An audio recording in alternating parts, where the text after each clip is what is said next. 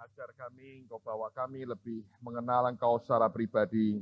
Didik kami dalam anugerah-Mu, buat hati kami kenal dengan Engkau lebih lagi secara pribadi. Terima kasih Tuhan, di dalam nama Tuhan Yesus. Semua berkata,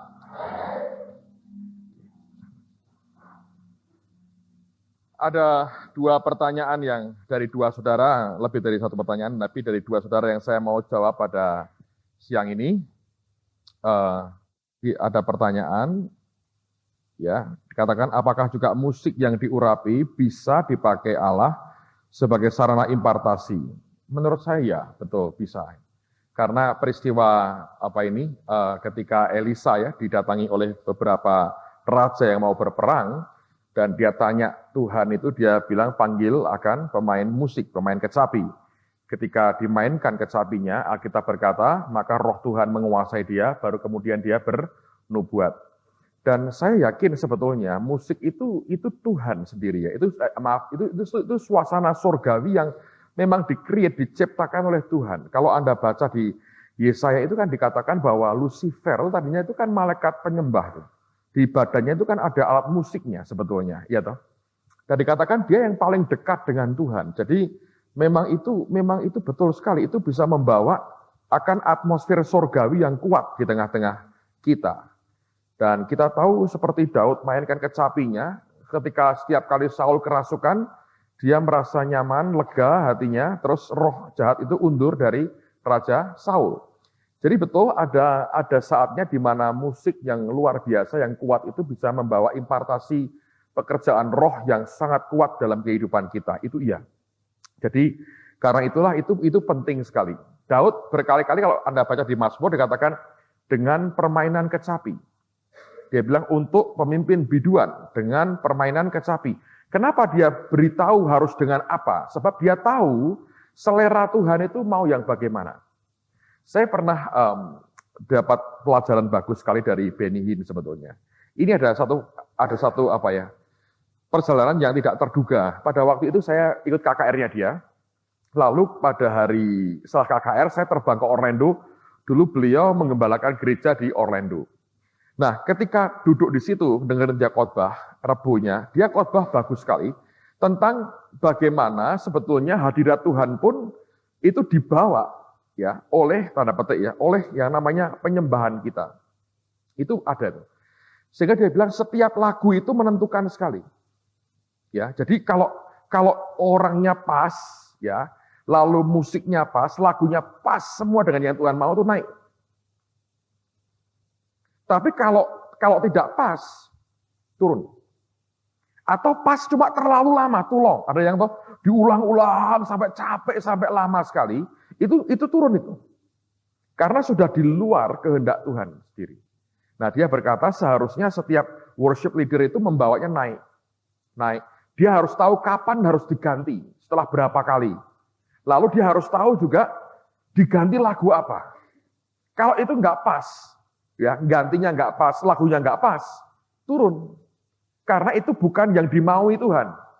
Nangkap ya? Jadi itu beratnya. Anda jadi pemimpin pujian penyembahan itu beratnya di situ. Nah, kita ini seringkali latah. Mari kita masuk hadirat Tuhan. Itu masuknya kapan, keluarnya kapan, susah ngertinya. Karena sudah jadi klise. Kadang saya ingin tanya itu, maksudmu hadirat yang bagaimana? Ternyata itu cuma diajak orang cuma bahasa roh, oh itu masuk hadirat Tuhan. I don't think so. Tidak serendah itu. Gitu. Nanti kalau Anda mulai mencicipi hadirat Tuhan yang sebenarnya, Anda akan tahu itu. Tidak begitu, hanya itu tok itu hadirat Tuhan itu enggak. Nah itu kalau sudah masuk, kapan keluarnya? Ya waktu kita berhenti bahasa roh kita keluar, ya salah juga. Ya toh? Karena sebetulnya itu sudah terlanjur jadi salah kaprah sih. Makanya orang tidak hanya. Nah, Benny Hinn ngajar bagus, itu dibawa naik gitu. Dalam level-level yang lebih tinggi. Nah, begitu dibawa naik, makin tinggi, lalu kemudian itu sampai pada puncaknya nanti. Nah, di puncak itulah sebetulnya roh Tuhan akan kerja seperti apapun yang dia mau. Tidak harus hanya penyembahan lagu yang slow. Pokoknya itu base-nya itu ketaatan, saudara. Jadi ini tidak gampang memang. Nah, sekarang ini memang kalau kita perhatikan di banyak tempat sudah diatur dulu lagunya ini, terus nanti ini ya pada latihan. Itu bagus. Kalau memang dari awal orang sudah tahu akan seperti ini Tuhan maunya. Tapi kalau belum, belajar flow dengan ngalir dengan roh Tuhan, maunya seperti apa, itu challenge, tantangan yang tidak mudah. Tapi kalau Anda bisa mengerti hati Tuhan ya, dan itu tantangannya adalah Anda harus bergaul dengan Tuhan, mengerti hati Tuhan, itu akan dibawa naik. Luar biasa sebetulnya. Luar biasa. Nanti hari Minggu saya mungkin akan share banyak, karena sebetulnya itu nanti Anda akan bisa bedakan gini. Itu yang hadir, yang menyatakan diri itu Roh Kudus atau Yesus sendiri. Sekarang saya mau tanya sama saudara. Roh Kudus dan Roh Yesus itu sama atau berbeda? Hah? Siapa yang bilang sama? Coba angkat tangan. Berpendapat tidak apa-apa, ayo. Siapa yang bilang berbeda? Angkat tangan. Siapa yang ingin tahu? Nah, itu. Atau itu susah. Karena pertanyaannya bukan milih kok, ya toh. Berbeda. Nah, saya beritahu begini, saudara ya.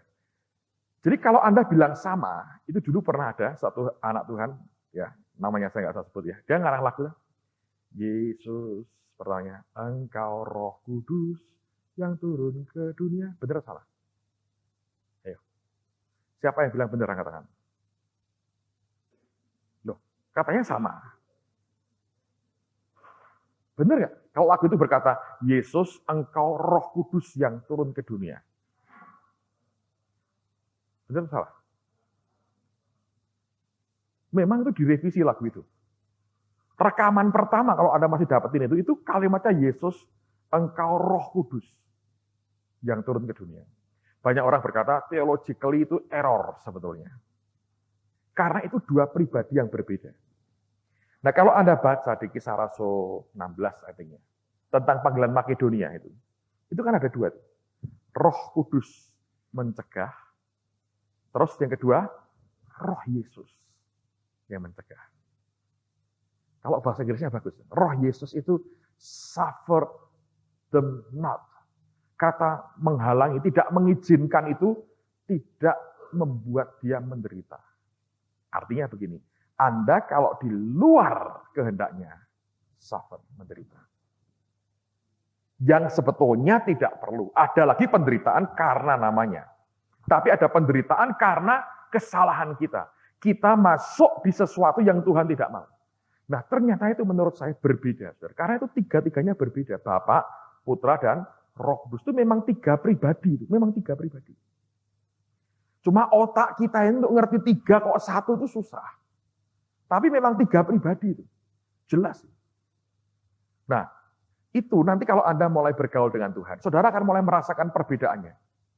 Kalau Roh Kudus yang memanifestasikan dirinya, itu sebagian besar itu Roh Kudus sebenarnya. Karena ya di dunia ini kan Roh Kudus ya. Itu dia memanifestasikan dirinya, yang saudara rasakan kehadirannya itu berbeda. Tapi ada saat-saat di mana Yesus sendiri. Itu kalau hadir, itu kalau Anda bisa peka ya, itu rasanya berbeda. Nah, itu kayak seperti yang kami alami waktu di Jakarta bulan yang lalu. Saya kan Tuhan bilang gini, kamu buat pembasuhan kaki. Bayangin yang datang 1.200 orang, lebih mungkin. Wah, saya bilang Tuhan, nggak kuat aku. Suruh basuh kakinya orang 1.200. Dan Anda tahu orang Jakarta, bukan hanya orang Jakarta, dimanapun. Kalau diberi begitu, mereka tunggu. Bayangin, itu baru bisa keluar dari gedung itu hampir jam 10 malam. Itu ibu-ibu nunggu ya, ditunggu betul, saudara. Dan yang lama dibasuh kakinya ibu-ibu. Karena pria itu lebih tegar-tegar sebagiannya, lebih bisa nahan emosi. Dibasuh ya cool banget dingin. Kalau ibu-ibu begitu kena air kakinya, nah itu yang lama itu. Itunya yang sampai gini-gini itu lama itu harus didoakan lah. Begitu jangan doakan tambah semangat lah, sudah makan waktu. Tapi saya dibantu oleh banyak orang, kami berapa belas orang akhirnya, tapi itu sampai beberapa jam, saudara. Itu kebaktian paling lama yang kita pernah buat di Jakarta. Nah, pada waktu itu ada anak dari teman. Kalau Anda pernah tahu Pak Lukas ya yang bantuin kita di sound dan pemain keyboard bagus juga istrinya Ibu Teresia Age ya. Anak mereka, dari mereka itu punya anak cuma satu, si Hansel namanya. Ya sekarang sudah remaja lah. Ini anak dari kecil lihat Tuhan dengan mata telanjang. Asik juga ya, banyak anak-anak begitu ya saudara ya. Yang tua-tua ini agak repot ya, yang anak-anak ini lebih polos, lebih murni hatinya. Dia lihat, dia berkata gini, Mama, Tuhan dari datang. Lah, dia kalau bilang Tuhan itu Yesus. Kok kamu tahu? Aku sudah berasa. Waktu sudah mulai itu dia bilang, aku berasa tuh kayak angin keluar dari mimbar. Nah, dia bilang, wah datang ini Tuhan Yesus.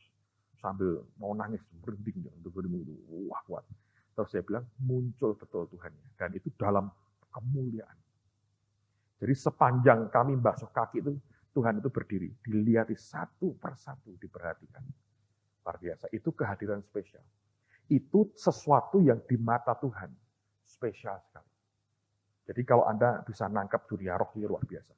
Nah, saya ngalami beberapa kali di gereja ini. Ini buat kesalahan, saudara. Saya cerita supaya Anda tidak ngulang kesalahan yang saya buat. Ya, tapi semua kita ini perlu belajar. Dulu pada awal-awal kita ngalami kegerakan roh. Saya ini kebiasaan saya gini, saya tidak mau di dalam gedung kebaktian pada waktu pujian. Karena saya terganggu banget. Distrak. Dulu kami kalau kebaktian ya, sudah mau kebaktian nanti apanya matiin, itu kacau balau. Semua kerjaan itu kacau balau. Jadi saya terganggu banget. Saya ikut mikir ini, mikir itu, mikir ini. Jadi akhirnya waktu tidak bisa konsentrasi dengan Tuhan. Itu tahun 92, lebih dari 10 tahun yang lalu.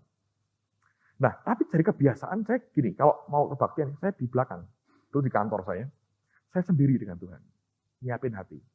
Menjelang nanti khotbah, saya baru keluar, turun. Nyampein yang Tuhan omong, pesannya apa. Tapi waktu itu saya sendiri dengan Tuhan. Waktu renovasi gedung jadi, kami punya green room. Nah, beberapa hamba Tuhan tamu kita juga datangnya itu pas sebelum mereka mau khotbah. Anda tahu orang bule itu kadang-kadang kalau rapi banget itu. Saya pikir orang kita itu lebih sembarangan ya. Dia tuh rapi, baju kan ditutupin jas, tapi harus dia gosok dulu sampai licin. Tapi itu kehidupan mereka begitu, tidak semuanya sih, yang kacau juga banyak. Tapi ya tamu-tamu kita ini kebanyakan begitu. Nah di hotel-hotel kami ini terkenal sekali kalau sudah suruh tolong digosok ya itu lamanya luar biasa itu. Jadi mereka terlambat gara-gara faktor-faktor itu. Nah sehingga tapi juga dulu kan saya sendiri juga. Nah lama-lama didatangi satu orang teman diajak ngomong soal ini, oh iya, itu pelan-pelan tanpa sadar Anda tahu. Sebelum kebaktian itu di belakang lebih banyak ngobrol. Loh, tapi tidak ngomongin jelek. Ngomong firman, ngomong apa, tapi ngobrol. Ngerti? Nggak berasa. Pelan-pelan. Itu proses 11 tahun. Bayangin, 11 tahun loh. Dari pure sampai digeser begitu rupa. Nah, yang paling salah siapa? Ya saya. Karena saya tidak cukup tega berkata, kalian keluar. Nggak tega saya, saudara. Karena teman-teman sepelayanan semua. Pendeta-pendeta datang, punya kepentingan mereka ketemu saya. Punya kepentingan. Bagian dari pertumbuhan, ada ini yang banyak mendadak yang terjadi. Jadi harus dirunding cepat waktu itu. Jadi lama-lama, pelan-pelan geser. Begitu geser, Anda mengerti, dalam beberapa saat terakhir ini, itu kondisi hadirat Tuhannya tidak seperti yang ada. Jadi pelan-pelan drop. Beberapa orang sudah mulai ngomong, pujianmu sudah kayak begitu, sudah turun. Saya sadar, tapi tidak tahu mesti berbuat apa. Nah, pada waktu kejadian di tempeleng Tuhan, istilah saya, banyak yang kena. Lalu kemudian saya tahu tidak semua kecelakaan yang terjadi di dalam gereja itu karena faktor kami lubang. Beberapa saya ngerti hidupnya nggak benar. Hatinya nggak benar, jadi kena matinya. Itu his own fault lah, salahnya sendiri lah. Tapi beberapa yang beruntun itu memang betul-betul karena kami lubang. Dan Tuhan kan berkata, hati jangan berpaling daripadaku. Itu kan teguran Tuhan keras. Lalu kemudian itu Tuhan deal dengan kami. Sampai begitu rupa. Dan lalu Tuhan ngomong gini. Dia ngomong gini. Kamu ingin aku kembali di tengah-tengah. Aku bilang, iya. Saya ngomong gini. Dan dia tegur saya, dia ngomong terus. Kalau kamu saja tidak merasa itu penting, Ya, kalau kamu tidak merasa itu penting, kenapa aku mesti merasa itu penting? Nanti tak tunjukin ya minggu ya ayatnya. Kalau kita mendekat, Tuhan itu baru mendekat ke kita. Jadi itu decision kita. Anda mau menjauh atau mendekat itu keputusanmu. Kalau kita mendekat, Tuhan mendekat ke kita. Dia bilang, kalau kamu tidak merasa penting, kamu tinggal pujian penyembahan, kamu nggak ikut, kan nggak penting buat kamu. Ngapain gua hadir? Kamu penderitanya menganggap itu nggak penting. Bayangin. Jadi itu kayak, kok tamparan. Lalu ada teman satu lagi, ditegur Tuhan, pakai bahasa Jawa. Kan itu kasar dan keras. Gini loh, Pak Indonesia ini ya, untuk kepentingan banyak orang. Tuhan ngomong begini, emangnya kayak kalau saya bahasain sekarang ini, emangnya aku ini siapa? Emangnya kamu ini siapa? Aku suruh nunggu kamu. Karena teman saya ini sering terlambat sebenarnya kebaktian. Bukan karena kayak saya kan di belakang, sudah sebelum kebaktian saya di sini. Dan satu ini memang sering terlambat. Sering, terlambat tuh sering. Saya pikir karena berbagai faktor. Semua ada faktornya, saudara. Ya, semua ada faktornya. Tapi itu nggak urusan sebetulnya. Dan Tuhan ngomong sama dia terus terang. Emangnya kamu siapa? Aku Tuhanmu suruh nungguin kamu. Nah, nanti. Jadi itu kan sikap kita. Waktu kita balik. Jadi saya bilang, oke, kalau gitu Tuhan, aku mau menanti engkau. Dia bilang, kamu harus menanti aku. Jadi kan sebelum awal dimulai, dia bilang standby. Saya mulai dibuka Tuhan itu luar biasa. Saya sudah dengar ini lama dari Pak Yusak. Tapi saya ngomong orangnya gini, Pak Yusak, kalau Tuhan belum ngomong langsung ke aku ngajari gini-gini, aku nggak tiru-tiru. Bener, dia bilang. Nanti kamu ngerasain sendiri. Dia bilang, iya, aku bilang gitu. Ya. Tapi bukan nantang.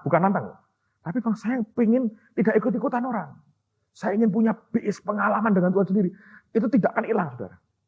Anda tahu? Pada waktu Patrick Ondri, itu ketahuan sekali. Waktu Patrick Ondri justru.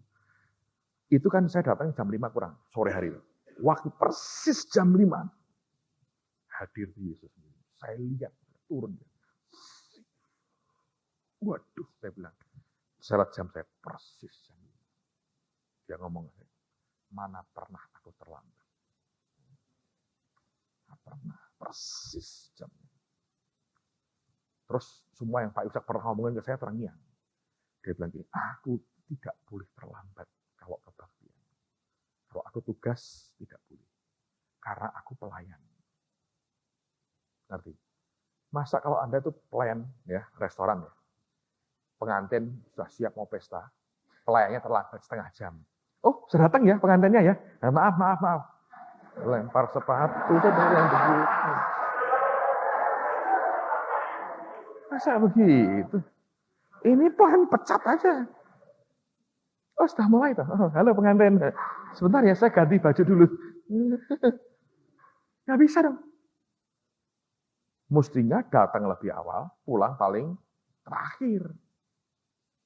Ngerti? Nah, banyak orang ini sikap-sikap. Saya perhatiin, kadang-kadang di gereja, di mana-mana tuh ya. Itu orang ya, belum waktunya nih pulang. Demi apa? Oh, parkirnya supaya nggak susah keluarnya. Tuhan bilang gini, oke. So, parkir lebih penting daripada aku. Kau menghormati dirimu sendiri lebih daripada aku. Itu ternyata dihitung sama Tuhan. Tidak heran ya, karena sikap kayak gini. Ukuran yang kamu pakai akan diukurkan kepadamu. Nah, sikap kita terhadap Tuhan itu nanti dikembalikan ke kita dalam ukuran sikap Tuhan terhadap kita. Kalau aku ini tidak jadi prioritas buat kamu, kamu tidak bisa nuntut, nah aku memprioritaskan kamu. Cannot be like that. Nggak bisa. Yang kedua itu waktu Harvus kemarin, Dr. Harvus kemarin. Saya lihat mahkota turun dari atas. Dan itu sebetulnya ya, itu luar biasa. Dan itu kalau Yesus datang, di mana Pak bedanya? Bedanya adalah gini. Itu kehadiran seorang raja. Begitu muncul, Anda tidak punya pilihan kecuali tersungkur. Karena itu kehadiran seorang raja. Itu nyata sekali, luar biasa. Beda Pak, beda. Saya tidak berkata ini lebih tinggi dari Roh Kudus, tidak. Kan semua Tuhan sama, equal. Tapi taste-nya, Anda tahu, ininya itu lain. Anda bisa bedain, aduh ini Yesus. Gitu. Dan itu kalau persis Yesus sendiri yang datang itu, berarti ada hal-hal yang spesial yang dia mau kerjakan. Atau dia pesankan, atau dia mau lakukan. Dan di situ sebetulnya, karena Alkitab berkata itu every spiritual blessing itu, Alkitab berkata, itu di heavenly places, di alam surgawi. Semua berkat rohani itu di alam surgawi. Nah, ini susahnya ya, main musik, worship leader, itu mesti punya tugas apa? Itu bawa, ngasih tempat buat dia itu turun, duduk di tahta, di atas pujian umatnya. Nah, ini bisa nggak nyediain tahta, throne buat dia? Nah, ini tidak boleh buatan manusia. Ngerti? Anda tidak bisa nyediain angkat kursi merahnya, Anda angkat, silahkan duduk Tuhan. Nggak bisa. Throne-nya, tahtanya, harus dibuat, di-prepare oleh Holy Spirit. Sebab dia yang ilahi. Sesuatu yang ilahi tidak bisa duduk atau diam di yang non-ilahi, yang duniawi. Jadi Anda mesti sediain throne-nya. Itu worship. Makanya mesti ngikuti apa yang Tuhan mau. Jadi Anda mesti angkat. Dia turun. Saudara tahu kenapa saya minta maaf ke jemaat? Itu bingung beberapa orang. Loh, ada dosa apa? Ya dosanya itu tadi. Seberapa besar Pak sampai harus ngaku dengan mimbar? Sebab sebesar apa Anda tahu? Tanpa disadari saya membuang banyak berkat untuk umat Tuhan. Kalau itu nggak sampai di tengah-tengah kita, saudara, saya dan kebodohan saya membatasi Tuhan, memberkati umat. Dosanya dengan gereja. Ya, karena itu dia berkata, kamu minta maaf ke mereka. Hari berikutnya ada teman yang datang ke saya. Pak, lu ada apa? Oh, semua baik-baik. Kelihatannya, saya bilang. Belum meledak ada apa-apa. Tapi kalau dibiarkan terus, mesti meledak. Walaupun saya nggak lihat potensinya di mana, saya nggak tahu. Memang semua baik-baik. Kita nggak ada yang pukul-pukulan, berantem, nggak ada. Minggu-minggu itu ketika Tuhan tegur, kami itu hubungan bagus sekali. Para penatua pemimpin gereja, kita nggak pernah sampai, enggak. Pak Ardian, Pak Mo di Australia, saya di Amerika, yang lain di Indonesia. Kita ini SMS, misalnya berbeda, tapi kadang-kadang di jam 2 bangun hanya untuk balesin SMS teman, hanya ngobrol aja. Cerita, sana ngalami apa, sini ngalami apa. Cerita aja, gitu. Nggak ada apa-apa. Semuanya baik, lancar, semua oke. Tapi kan Tuhan itu kasih kepada kita. Dia ngerti di depan ini bahaya. Karena itu dia mulai sedih, main kungfu. Langsung. Ya, saya cerita, tidak nobody's perfect. Tidak ada orang sempurna. Semua itu buat kesalahan. Tapi Tuhan mengkoreksi kita, reaksi kita bagaimana. Ya, mau tidak kita ini kembali ke Tuhan. Nah, itu namanya the presence of God, hadirat Tuhan. Nah, itu bisa nggak dipertahankan? Bisa. Kalau hati kita berharap. Nah, terus dia ngomong gini, kamu aja tidak berharap aku datang. Buktinya kamu di belakang. Tentu kamu berharap aku menyertai engkau. Toh. Kamu aja di situ, ya gua nggak di situ. Jadi sebetulnya anak-anak pemain musik itu menderita. Ya mungkin mereka juga punya masalah, tapi sebetulnya dia ternyata Tuhan itu melihat pemimpin itu luar biasa.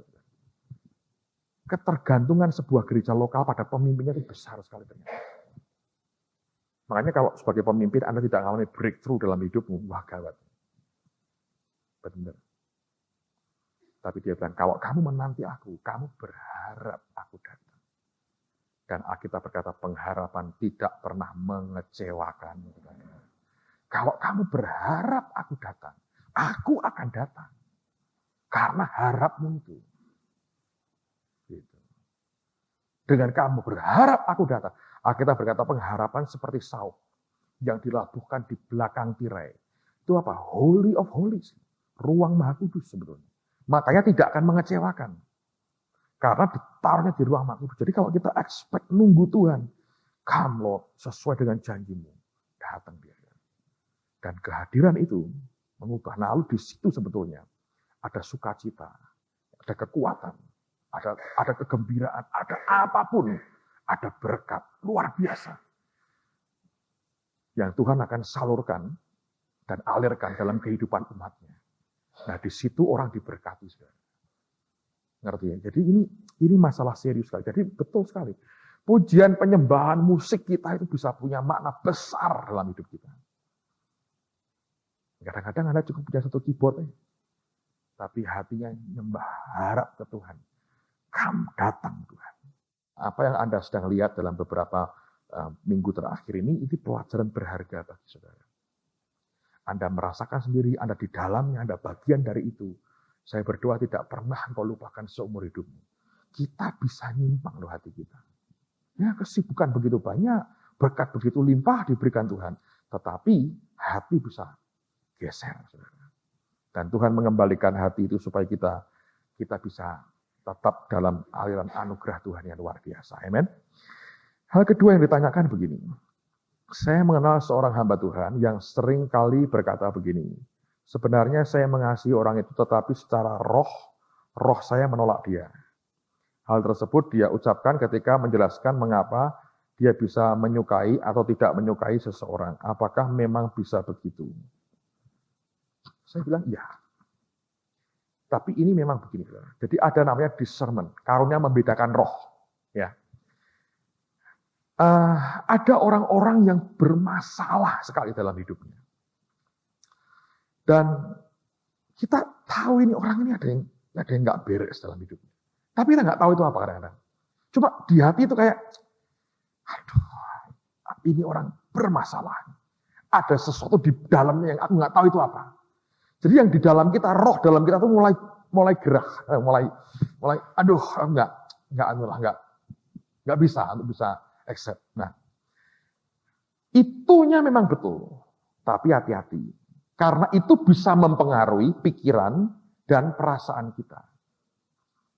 Memang yang susah di situ, saudara. Orang diberi karunia membedakan roh itu beratnya di situ. Dia bisa ngerti, ini orang dengan ini aku nggak sejahtera.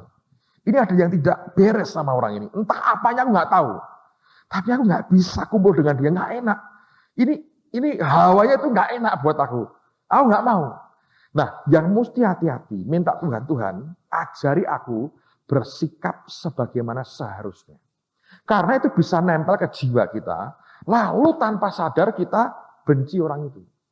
Nah, lalu kemudian yang tidak boleh terus kemudian sikap kita kayak orang disingkirkan itu loh, saudara tahu? Kayak orang dianggap najis, pergilah. Nah, itu yang mana yang itu roh atau dagingnya sebetulnya? Campur menurut saya. Anda boleh tidak sejahtera dengan seseorang. Terus gitu ya. Terus dia bilang, Tuhan ini ada yang tidak beres sama orang ini. Rohku berasa ini Tuhan. Tapi engkau mau apa dengan ini? Engkau buat aku merasa begini, aku suruh apa? Aku suruh diam, negur di bagian mana, mendoakan, atau apa? Kalau Tuhan tidak diam, dia diam, tidak ngomong apa-apa, ya sudah. Terus sikapmu mesti hati-hati. Engkau bisa berkata menghindar dengan baik, dengan sopan, tanpa melukai dia. Karena mungkin dia juga nggak tahu yang dia bawa kemana-mana itu spirit seperti apa, ya toh? Tapi bahayanya kalau kita kemudian bersikap dengan orang, tolong kamu ya, Anda humiliate orang itu di depan orang, Anda lempar ke sana kemari, itu sudah melanggar, melampaui batasan yang boleh Anda buat. Tidak boleh kita benci orangnya. Nah itu kadang-kadang jiwa kita tidak bisa membedakan, lalu ikut campur di mana kita benci orangnya akhirnya. Dengar dia ngomong, si dia orang itu. Lah, itu kesombongan. Sebab kalau orang diberi Tuhan karunia tertentu untuk mengerti di dalam hidup orang, itu sebetulnya belum tentu juga ditembak orangnya langsung, karena semua harus tanya dengan Tuhan. Ini ada cerita, saya pernah dengar lewat kaset ya. Ada nabi di Amerika namanya Paul Cain. Sekarang masih hidup, tapi mungkin sudah 90 tahun lebih, mungkin sudah umurnya sudah tua sekali. Pernah ke Surabaya sekali, kalau nggak salah, ke Jakarta mungkin, saya lupa. Dia teman banyak John Wimber. Suatu hari, mereka makan di restoran. Lalu Paul Cain ngomong sama John Wimber. Ada pelayan perempuan yang datang, menyediakan menu, terus ngerti bilangnya apa. Terus dilihat, dia ramah sebagai pelayan restoran. Dia bilang, apa kabar? Baik semua. Kamu gimana? Oh, saya juga baik. Semua ngomong gitu ya. Terus kemudian minta apa? Terus kemudian Paul Ken berkata gini, John, dia bilang, kamu tahu perempuan itu sedang sedih sekali. Dia baru cerai sama suami. John berkata, kalau gitu kita layani dia. Dia bilang, kok Tuhan tidak nyuruh aku apa-apa ya? Ayo. Anda ngerti, tapi Tuhan tidak nyuruh apa-apa. Loh, Pak, kalau gitu nggak ada gunanya dong. Tuhan itu memberitahu kita. John Wimber juga tanya, loh, kalau kamu diberitahu Tuhan, ya otomatis toh kamu harus melayani dia dong. Siapa bilang, kata Paul Ken. Oh iya, kalau enggak, buat apa? Loh, ini aku dengan Tuhan cuma ngobrol aja kok. Ini hanya obrolan kami saja.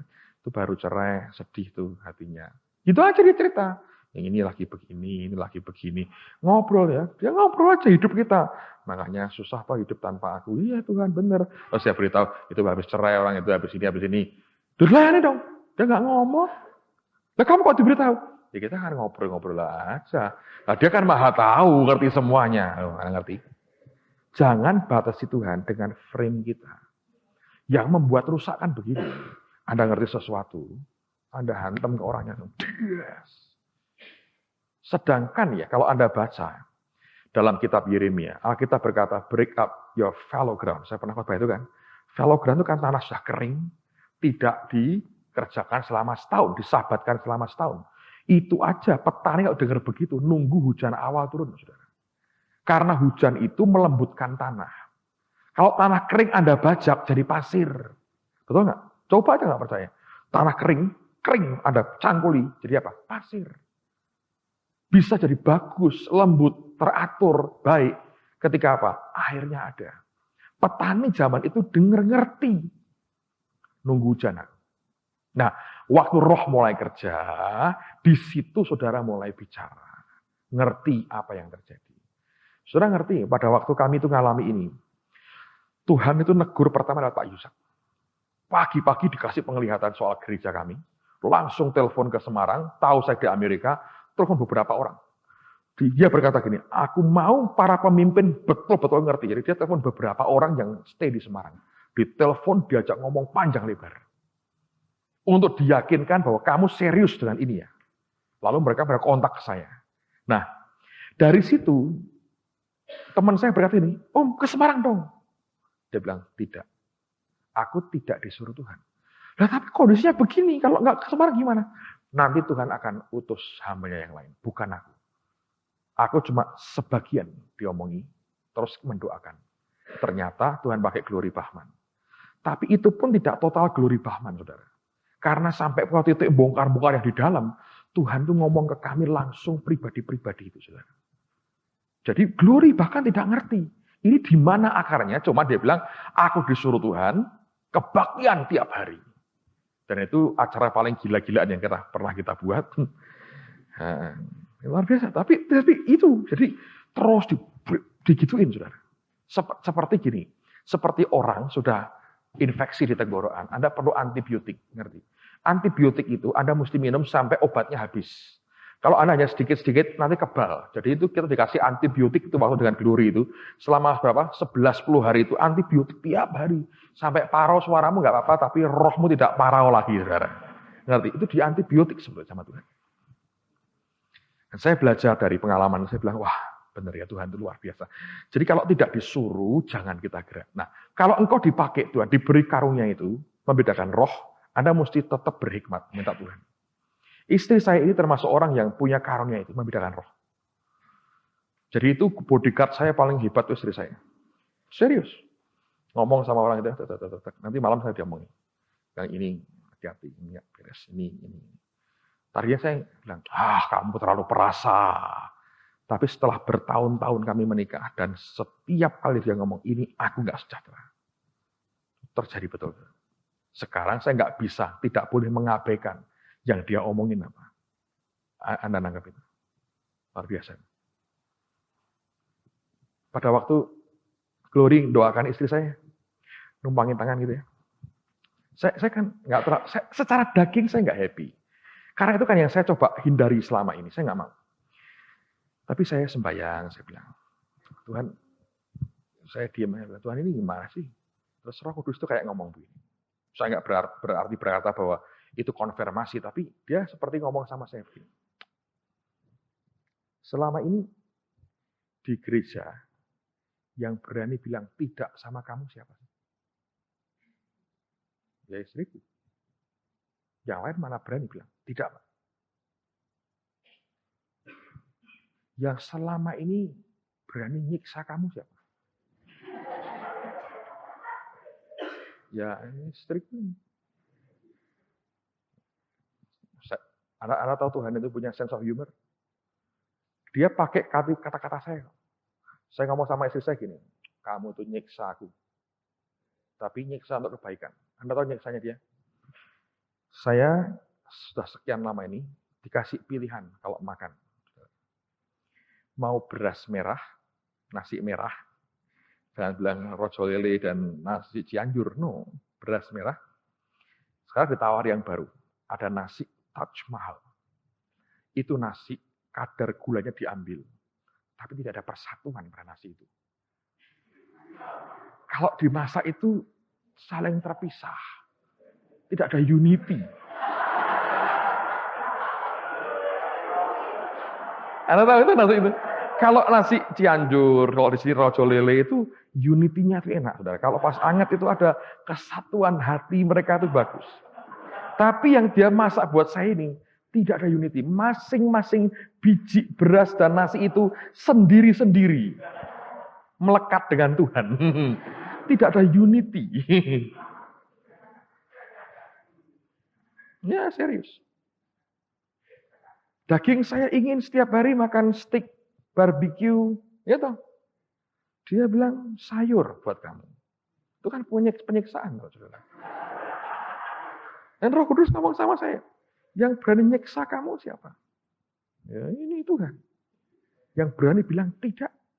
Yang berani bilang aku tidak setuju. Istrimu. Teman yang lain praktis, jujur saya bilang. No, ada dua. Istri saya teman satu lagi. Suami istri. Berani bilang tidak sama saya. Dan saya respect sama mereka. Bilang, salah, dia bilang, ini keliru. Ngomong, tapi dengan kasih, dengan baik. Dan dia coba tunjukkan dalilnya. Gini. Ya, kenapa kok bisa begitu? Ya simple. Saya oleh Tuhan, saya disuruh memulai gereja ini. Jadi semua ya respect, hormat. Tapi tetap saya punya orang-orang yang bilang tidak. Dan saya tentu punya hamba-hamba Tuhan. Di sekitar saya ada Pak Yusak, ada siapa-siapa yang seringkali dipakai untuk telepon ngomongi kalau ada yang tidak beres, yang dilihat. Beberapa orang itu kasih mimpi, Bu Iin, Cipto, segala macam itu kalau ada yang baik dan buruk itu dia telepon saya. Dia bilang, Pak aku lihat kamu gini. Jadi kayak warning. Anda ngerti ya. Tetap Tuhan itu baik. Tapi di gereja sendiri Anda suka nggak suka, mesti itu faktanya.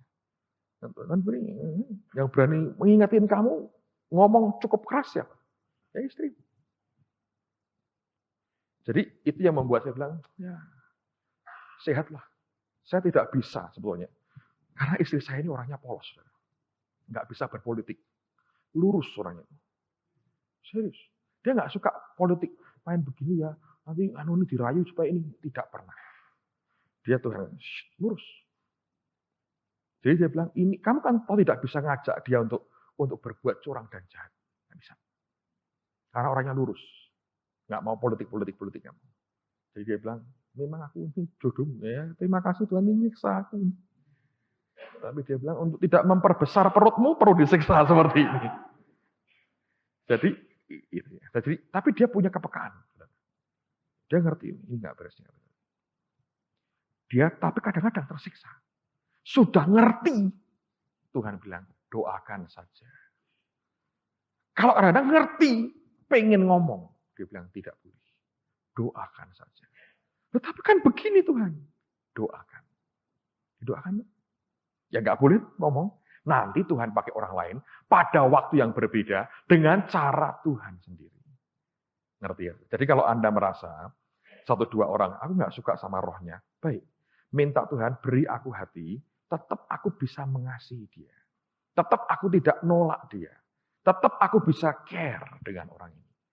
Nah kalau Anda bisa begitu, luar biasa. Itu karunia, tidak akan membawa kepada masalah. Tapi jangan juga gini, karena saya pernah lihat, saudara. Misalnya, Pastor, saya tahu loh rahasia hidupmu. Saya diberitahu Tuhan. Apa mau saya bongkar sekarang? Ini sih mafia Italiano, saudara. What is the point? Apa poinnya? Anda menunjukkan powermu, gift Tuhan di depan orang lain, sambil Anda humiliate orang di depan orang lain. Apa poinnya? Kecuali satu, engkau dapat sanjungan dari orang dan ditakuti manusia. Tapi kalau Anda takut dengan manusia, Alkitab berkata itu jerat. Jadi kalau Anda buat begitu, tanpa sadar engkau menjerat orang lain. Ngerti ya, saudara ya? Jadi ini bahaya. Gift itu bisa untuk mainan. Bisa. Dan Allah itu gini, ini memang ya sorry Tuhan, tapi ini Tuhan bukan seperti kita ya.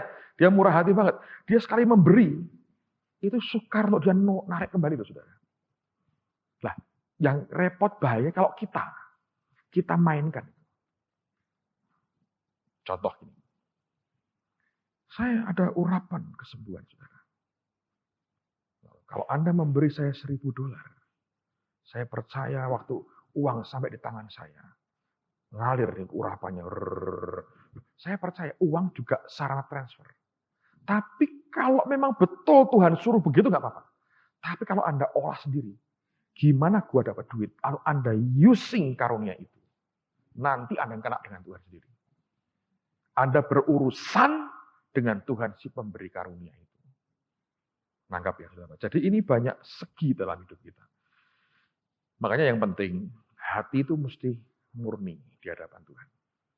Karena Alkitab berkata ini, murnikan hatimu.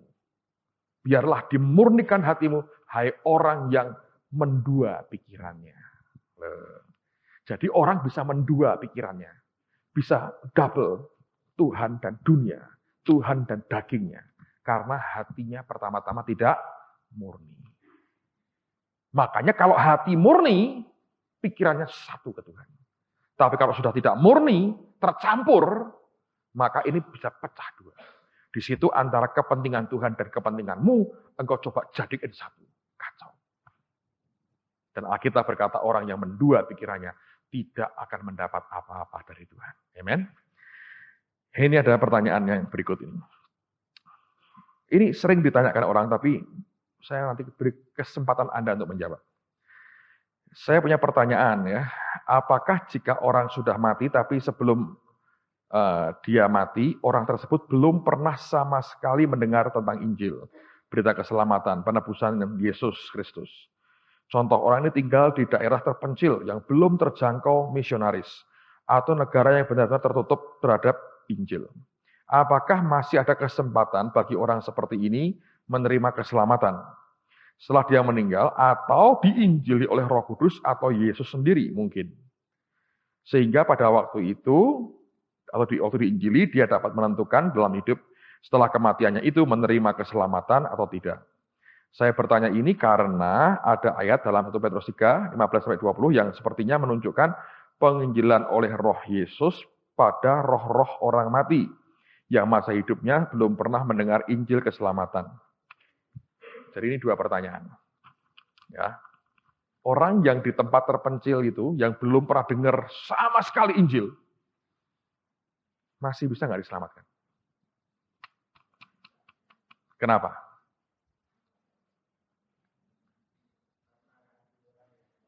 Ada hati nurani yang mengontrol. Yang lain.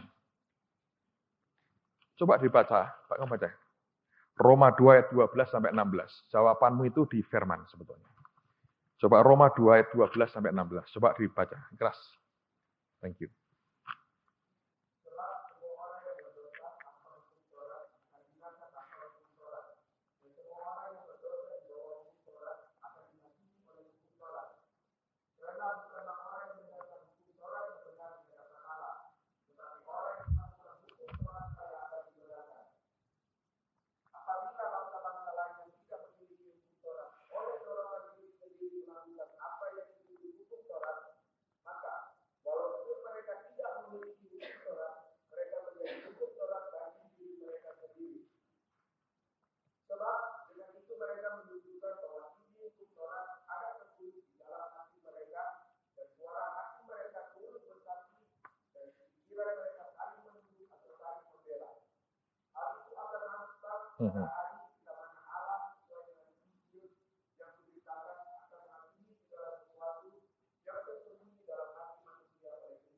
Nah, lihat ya.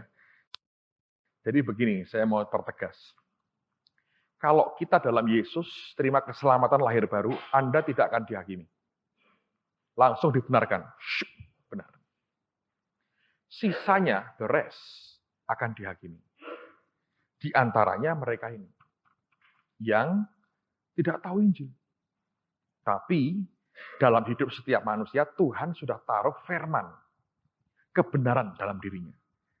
Istilahnya apa? Nurani tadi. Ya, suara di hati. Ngerti? Nah, dari dasar itu dia dihakimi. Juga dari dasar perbuatannya. Ada yang tidak tahu. Yang nolak Tuhan, hilang. Tapi kalau nggak tahu sama sekali, dihakimi oleh Tuhan. Nah, ini kansnya gimana, Pak? I don't know. Saya tidak bisa menemukan ayatnya karena saya nggak diberitahu persis. Tapi ayahnya Pak Yusak pernah ngomong gini, nanti itu di surga. Itu ada bagian luar dari surga katanya. Di mana orang-orang yang tetap diizinkan karena tidak mengertiannya, tapi nuraninya itu menunjukkan bahwa dia itu benar. Ya, selama hidupnya itu dia tunjukkan bahwa dia ikuti kebenaran yang dalam hatinya itu diizinkan tidak masuk neraka. Tapi ditaruh bagian luar dari surga katanya. Yang tetap itu tetap baik, tapi tidak senikmat yang dinikmati oleh anak-anaknya. Itu katanya. Saya tidak bisa memberikan detailnya seperti apa, tapi sebagai informasi. Jadi kalau ada yang tidak terinjili, ya nanti begitu. Tapi alangkah luar biasanya kalau semua dengar Injilnya.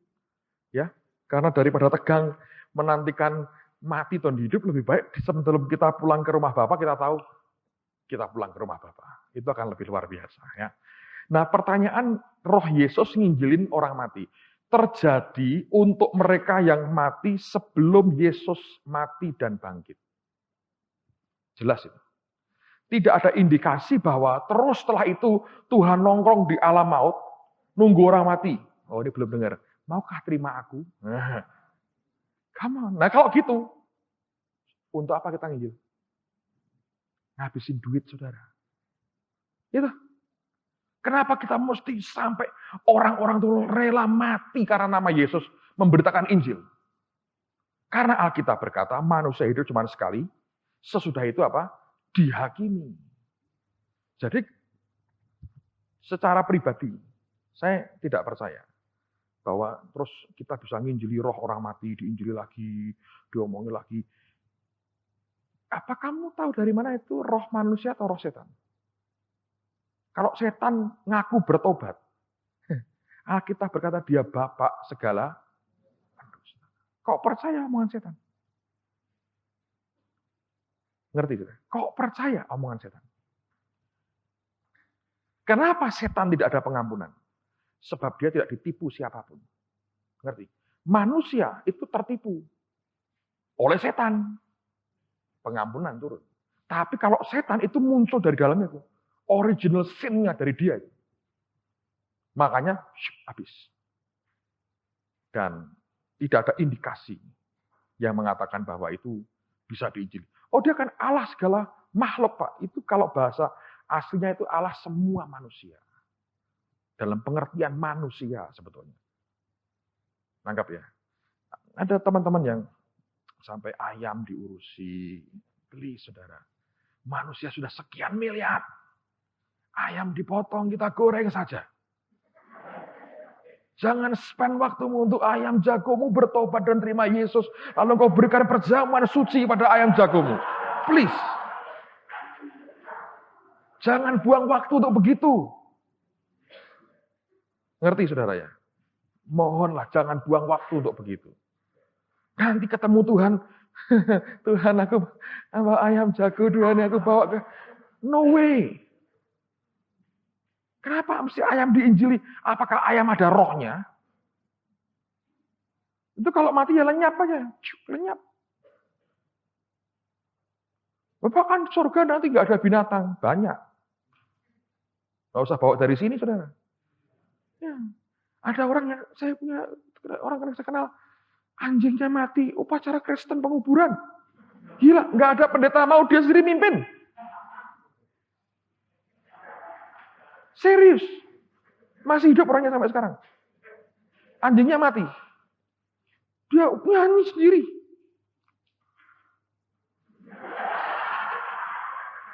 It's true. Nyanyi lagu Sana Surga Yang Mulia. Anjingnya mati. Didoakan Tuhan, terima arwahnya. Gila. Cari perkara itu. Gitu. Anda tahu kenapa Pak Adi bilang jangan ngurusi istrinya Kain? Poinnya begini, jangan lebih jelas dari Alkitab. Banyak orang itu punya Bible Plus itu masalahnya. Ya, ditafsir begitu rupa sampai off begitu jauh. Saudara, ini aja saudara, nggak habis sampai mati itu. Tapi kita tambah-tambahi.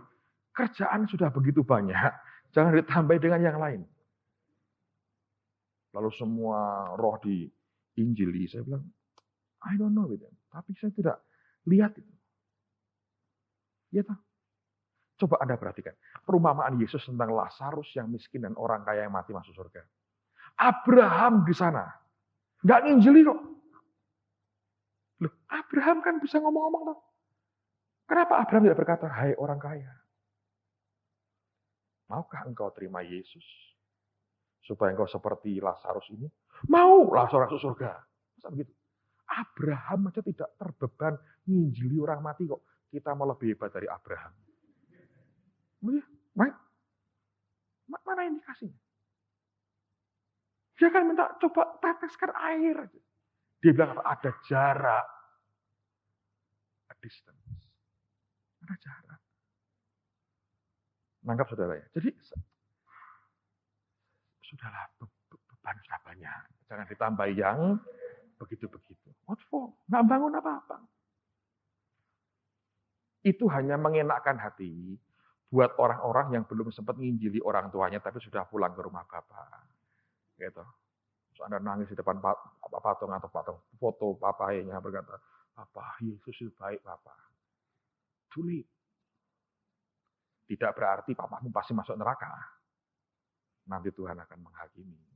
Dan kita tidak boleh menghakimi sekarang, saudara. Yang saya tahu, di dalam Yesus dosaku sudah diampuni. Aku dibenarkan jadi anaknya. Amen. Itu aja. Bagian kita, beritakan kabar baik ini.